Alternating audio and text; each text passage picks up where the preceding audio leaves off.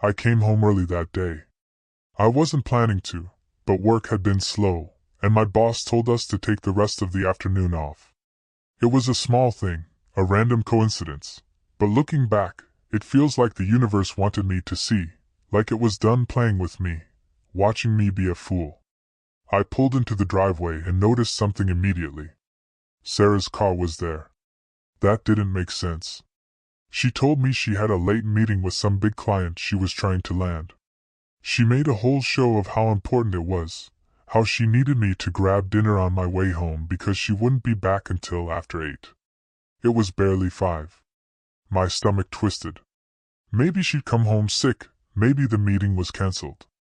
Maybe, no. A feeling settled into my gut, something thick and ugly. I sat in the car for a moment, staring at the front door, my hands gripping the wheel. This was the moment, wasn't it? The point of no return. Once I stepped inside, there was no going back. No more pretending. The garage door was locked. That was another thing. We never locked the garage door during the day. I reached into my pocket, pulled out my keys, and quietly let myself in. The house was silent, but not the peaceful kind, the wrong kind. The kind that presses down on you, makes it hard to breathe. I took a step forward, my pulse hammering in my ears. The living room was empty, so was the kitchen. I moved toward the hallway, my footsteps barely making a sound. Then I heard it, laughter. Low, intimate. A man's voice. I froze. It came from the bedroom. My bedroom. I don't remember making the decision to move. 1 second, I was standing there, drowning in that sound, and the next, I was pushing the door open so hard it slammed against the wall. Sarah was sitting on the bed, leaning towards some guy like he was the most fascinating thing in the world. Her hand was on his knee. His hand was on her wrist. It wasn't just the touch, it was how natural it looked, like it belonged there, like it had been there 100 times before. They both jerked back at the sound of the door, like two guilty kids caught sneaking out after curfew. The guy, blonde, athletic, maybe mid-30s, stood up fast, hands in the air, like I was a cop about to cuff him. Sarah, though, she didn't even flinch. She just sat there, staring at me, her lips slightly parted, her eyes wide, like she was deciding how much of this she could still talk her way out of.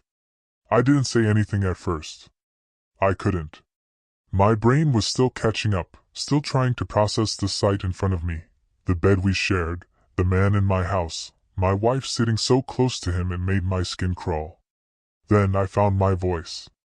"What the hell is this?" Sarah blinked like she was surprised by my reaction, and then I swear to God, she sighed, like I was the one being difficult. "It's not what you think," she said. I let out a sharp, humorless laugh. "Really? Because it looks exactly like what I think." She shook her head, standing up slowly. "Matt, don't do this right now. Here. Don't do this. You're sitting here with—" I turned to the guy, who still hadn't said a word. "Who the hell are you?" He hesitated, then had the nerve to extend his hand. I'm Jason." I looked at his hand, then back at his face. "Get out." Jason glanced at Sarah like she was going to save him, but she didn't say anything. I stepped closer. "Get out," I repeated. He took the hint. He grabbed his jacket off the chair, mumbled something about not wanting any trouble, and practically ran past me. Sarah watched him go, then turned back to me, arms crossed. "You didn't have to do that." I laughed again, harsher this time. "Are you serious right now?" She rolled her eyes. "It wasn't what it looked like." "Oh, really?" I gestured at the bed. "So what was it, Sarah? A business meeting? A Bible study?" She groaned. "You're being so dramatic." I felt something snap inside me, a deep burning fury I didn't know I was capable of. My fists clenched at my sides, and for a second, I had to remind myself to breathe. "Dramatic?" I repeated, my voice dangerously low. "You lied to me. You told me you were at work. You were in our bedroom with some guy, touching him, laughing with him, and I'm the one being dramatic?" She rolled her eyes again, and that was it. That was the moment I knew she didn't care. Not about me, not about our marriage, not about any of it. I took a slow step back, shaking my head. If you go back to him, I said, my voice surprisingly calm, don't expect to find me here when you return. Sarah met my eyes, held them, and then, without hesitation, she raised her hand and flipped me off. That was it. That was the moment I knew our marriage was over. I didn't say anything. I didn't yell, didn't curse, didn't break anything. I just stood there, staring at the woman I thought I knew, watching her flip me off like I was nothing, like I was the inconvenience here. Then she did something that made my blood go ice cold. She smiled. Not a nervous smile, not a guilty one, but a smug, almost bored smile, like she'd been waiting for this moment, waiting for me to catch up to what she already knew. I don't remember walking out of the bedroom, but suddenly I was in the hallway, my hands shaking as I reached for my keys. I needed to get out. If I stayed, I was going to say something I couldn't take back. Or worse, I was going to let her talk me into staying, let her sink her claws into me with one of her carefully crafted lies. Because that's what Sarah did, she lied, and I had been stupid enough to believe her. I barely made it out the front door before I heard her footsteps behind me. "Oh, come on, Matt," she called out. "Are we really doing this?" I turned around, and there she was, leaning against the doorframe like this was just another argument about dirty dishes or forgetting to take out the trash. I clenched my jaw. "Doing what, Sarah? Watching you screw around behind my back?" Her lips twitched, but she didn't deny it. That's when I knew this wasn't some mistake, some one-time thing she was going to cry about and beg forgiveness for. This was deliberate, rehearsed. She wasn't sorry. She wasn't even trying to be. I took a step toward her, and for the first time, she actually looked nervous. "Good," I said. "How long?" I asked. She tilted her head. "How long what?" I exhaled slowly through my nose. "How long have you been seeing him?" She hesitated, then shrugged. "Does it matter?" I stared at her, my fingers curling into fists. "Yeah, it matters." She sighed, crossing her arms. "If I tell you, will you stop acting like a lunatic?" Something inside me snapped. "A lunatic?" I barked out a laugh. "Sarah, I walked into our bedroom and found you all over another man, and I'm the crazy one?" She didn't even blink. "You didn't find anything. You barged in like a psychopath. Maybe if you weren't so paranoid all the time, we wouldn't be here." Paranoid. That word slammed into me like a punch to the gut because she'd used it before. Months ago, when I asked why she suddenly had a password on her phone, when she started going out late for meetings, when she came home one night with her hair a mess and her lipstick smeared, swearing she had just stopped for drinks with Lisa. "All right," I said. "You win." Her brows furrowed. I had asked. I had questioned. And every time, she had laughed, called me paranoid, dramatic, clingy. She had been gaslighting me for months, and I had let her. My throat burned, but I refused to let her see me break. I nodded slowly, stepping back. I lifted my keys. "I'm done." She didn't react at first. She just stood there, watching me like she was trying to figure out if I meant it. Then she rolled her eyes. "Oh, please," she scoffed. "Where are you even going to go?" And there it was, the truth behind all of this. She thought I wouldn't leave. She thought she had me trapped, that no matter what she did, no matter how far she pushed, I would stay. Because that's what I had always done. Not anymore. I gave her one last look. "Guess you'll find out," I said. Then I turned, walked to my car, and drove away. She didn't try to stop me. I didn't know where I was going. I just drove past the grocery store where we used to shop together on Sundays, past the little coffee place where she always made me wait in the car because she swore I embarrassed her when I ordered, past all the places that used to mean something before I found out my wife was a lying, cheating, manipulative piece of trash. My phone rang. Sarah. I ignored it. It rang again. And again. And again. By the fifth call, I pulled over and answered because I knew her. If I didn't pick up, she'd just keep calling. What, you're being childish? I laughed, a real, genuine laugh. You're unbelievable, I said. You stormed out like some dramatic teenager. She snapped. Are you done throwing your little tantrum? I gripped the steering wheel so hard my knuckles ached. A tantrum? I repeated slowly. That's what this is to you. She let out a sharp sigh. Matt, come home. Let's be adults about this. I almost threw my phone out the window. Adults? I said. Sarah, you had another man in our bed. Oh my God, it wasn't like that, she responded. I forced myself to take a breath. So tell me, what was it like? Silence. Yeah, that's what I thought. She sniffed, like she was actually upset. I don't get why you're acting like this. You've been so distant lately. I didn't do anything wrong. I felt a rush of white-hot rage. You didn't do anything wrong? Jason is just a friend? A friend? I repeated the word, tasting the bitterness of it. So you sit that close to all your friends, touch their legs, hide them in our house when you think I'm at work? More silence. I leaned my head back against the seat, exhaling through my nose. Sarah, just tell me the truth. She hesitated. Then, with the audacity of a woman who had been caught red-handed, she sighed dramatically and said, Fine. I like him, okay? I like the attention he gives me. Are you happy now? Something inside me just broke. Not in an explosive way. Not in a way that made me want to yell or punch a hole in the wall. No, this was something quieter, colder. Because I finally understood, she didn't just cheat on me. She enjoyed it. She liked the game. She liked the thrill of knowing she was getting away with it. And she thought I was stupid enough to keep playing along. I'm done, I said, my voice calm. She scoffed. Oh, stop. You're not leaving. I let out a slow breath. Watch me. Then I hung up.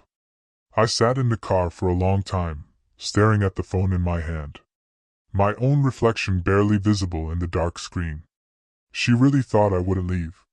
She thought I was so comfortable, so dependent, so stuck in this routine of pretending everything was fine that I'd just swallow this and move on like I always had. Like when she lied about where she was. Like when she made me feel crazy for asking questions. Like when she rolled her eyes and laughed at my concerns. She thought she had me. I tightened my grip on the phone.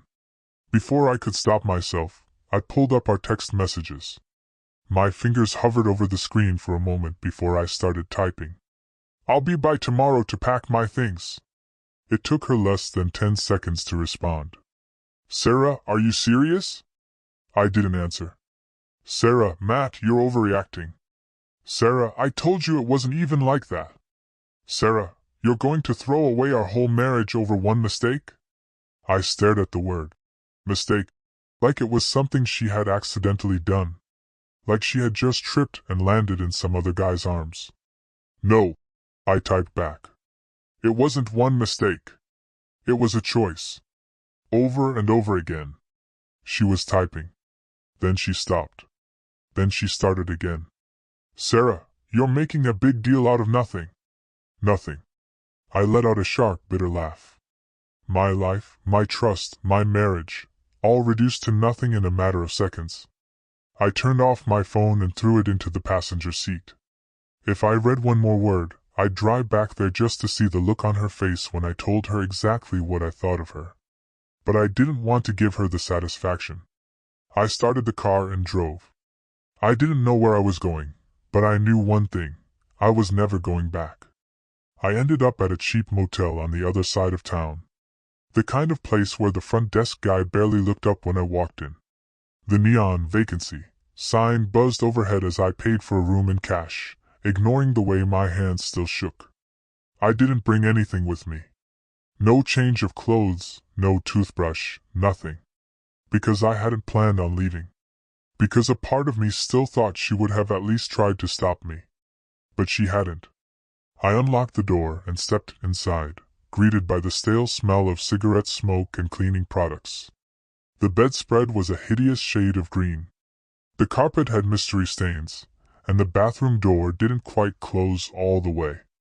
Perfect. I sat on the edge of the bed, elbows on my knees, head in my hands. This was real. I was actually here. I had actually walked out on my marriage. I should have felt something, relief, freedom, satisfaction even. But all I felt was tired. My phone buzzed in my pocket. I pulled it out, saw Sarah's name on the screen, and almost laughed. She had some nerve. I let it ring. Then another text popped up. Sarah, are you seriously not going to talk to me? Then another. Sarah, grow up, Matt. Then another. Sarah, you're being so dramatic. Then another. Sarah, you're really going to ruin everything over this? My grip on the phone tightened. Ruin everything?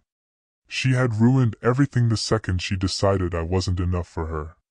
The second she chose to lie to me, manipulate me, make me question my own instincts. I turned my phone off and tossed it onto the nightstand. I needed to sleep, or at least close my eyes and pretend this wasn't my life for a few hours. I lay back on the mattress, staring at the water-stained ceiling, listening to the faint sound of traffic outside. I had no idea what tomorrow would bring, but for the first time in a long time, it wouldn't be her. I woke up to pounding on my motel door. For a moment I didn't move. I just lay there, staring at the cracked ceiling, wondering if I had imagined it. Then it came again, loud, impatient, impossible to ignore. I sat up, heart hammering, my brain still sluggish from exhaustion. Then I heard it. Matt, open the door. Sarah. I ran a hand down my face and exhaled slowly. Of course she was here. Of course she had tracked me down. She always had to be in control. Always had to have the last word. Another sharp knock. I know you're in there. I debated ignoring her, just letting her scream at the door until she got tired and left. But Sarah didn't get tired. Sarah didn't leave. I dragged myself up, ran a hand through my hair, and yanked the door open. She was standing there in leggings and an oversized hoodie, my hoodie, the one I had left at home. And for the first time in a long time, I didn't feel that familiar pull in my chest when I saw her. I saw her. I just felt done. She crossed her arms. Took you long enough, she said. I leaned against the door frame. How did you find me? She rolled her eyes. Please. You're predictable. I let out a humorless laugh. Right, of course. She pushed past me into the room without waiting for an invitation. I shut the door and turned to face her. What do you want, Sarah? She spun around, eyes flashing. Are you seriously going to throw everything away because I spent time with another guy? You weren't just spending time with him, I replied. She threw up her hands. I didn't do anything. Sarah, my voice was dangerously calm. Stop lying. She opened her mouth, then shut it like she was actually debating whether or not to keep up the act. Then she sighed, flopping down onto the bed like this was some stupid argument about whose turn it was to do the dishes. She started, then stopped. I just wanted something different for a little while. The words hit me harder than I expected. Different? I repeated. She looked up at me, her expression unreadable. I wasn't trying to hurt you, Matt. I was just bored. I almost laughed. Bored? That was the excuse? That's the reason you threw away our marriage? I shook my head, stepping back like I needed the space just to breathe. Then why are you here? She blinked. What? I gestured around the room.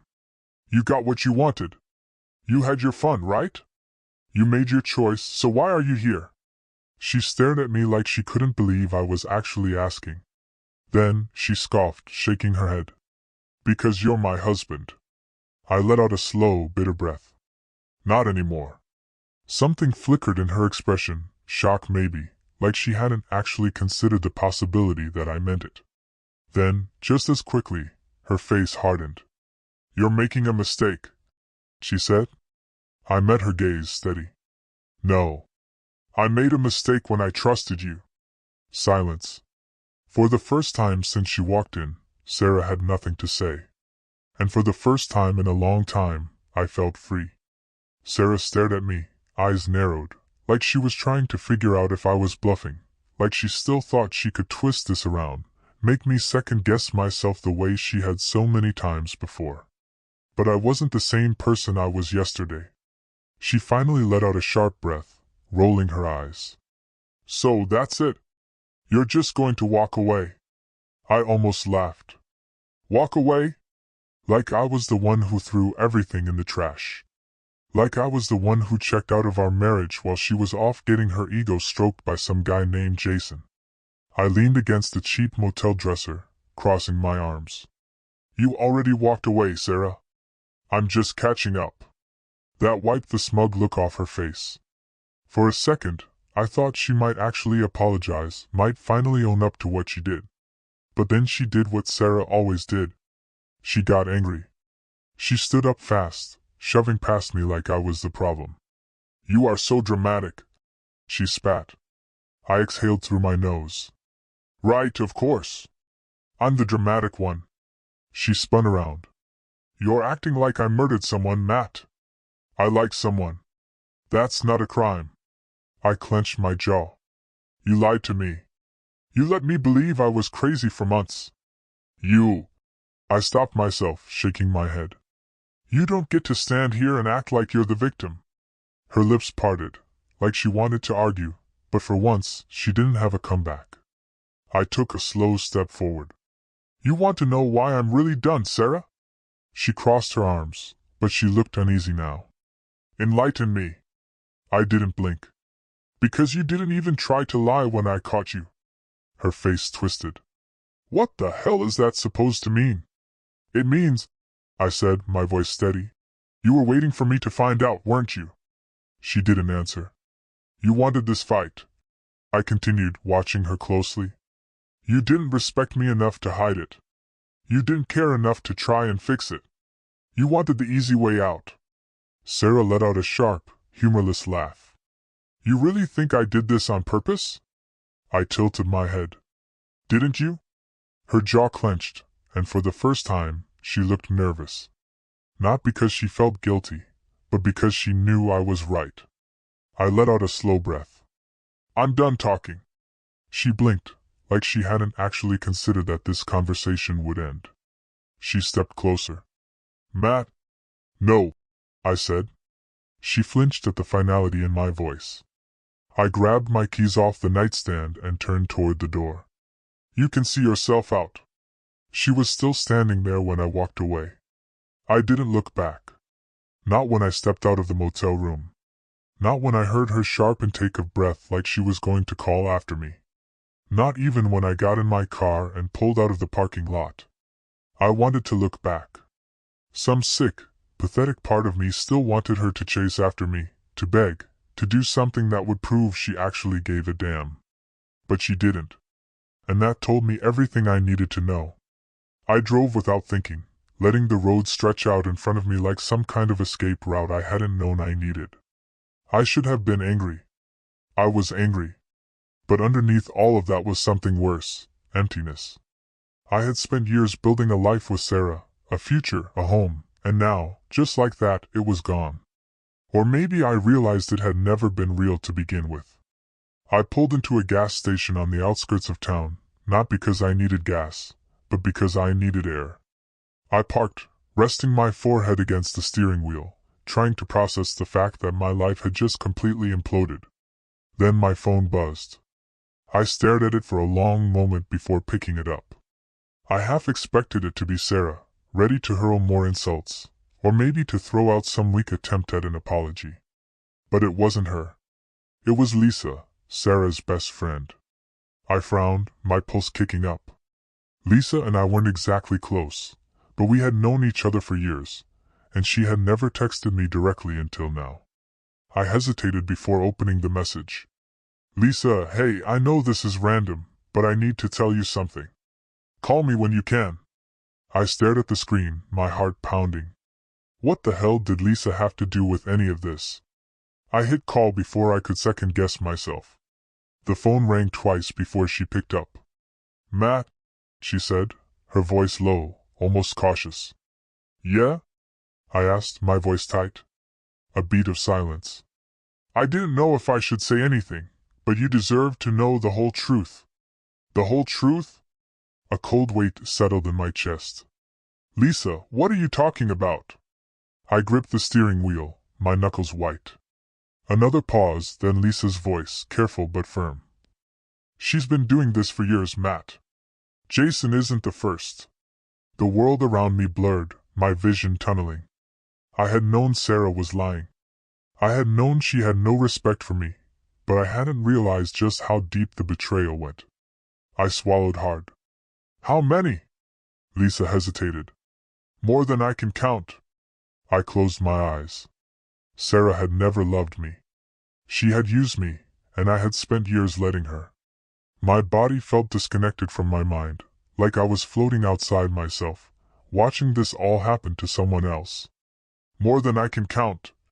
Lisa's voice echoed in my skull, each word a nail in the coffin of my marriage. I forced myself to swallow, gripping the phone like it was the only thing anchoring me to reality. Tell me everything, I said. Lisa hesitated. Matt, Her voice trailed off. No, I said, my voice flat, dead. No more protecting her. No more half-truths. If you know something, say it. A sharp exhale came through the other end of the line. Then finally Lisa spoke. She's been cheating on you for years, she said, her voice steady now, like she'd made peace with betraying her so-called best friend. Jason is just the most recent one. Before him, there was a guy from her office, and before that, a bartender, a neighbor. She paused. A married neighbor. My stomach twisted. You. My throat was dry. You knew? I didn't at first, but once I figured it out, she swore she was going to stop. She said she loved you, that she just had impulse issues. Impulse issues? Like it was some bad shopping habit? Like she was addicted to hurting me? I gritted my teeth. And you never thought to tell me? Lisa said quickly. I wanted to, but she told me you'd never believe me. That you'd defend her no matter what. And I hate to say it, Matt, but back then, I think she was right. I almost dropped the phone. The worst part? She was right. If Lisa had come to me last year, 2 years ago, hell, even a few months ago, would I have believed her? Or would I have done what I always did? Swallowed Sarah's lies and convinced myself I was crazy?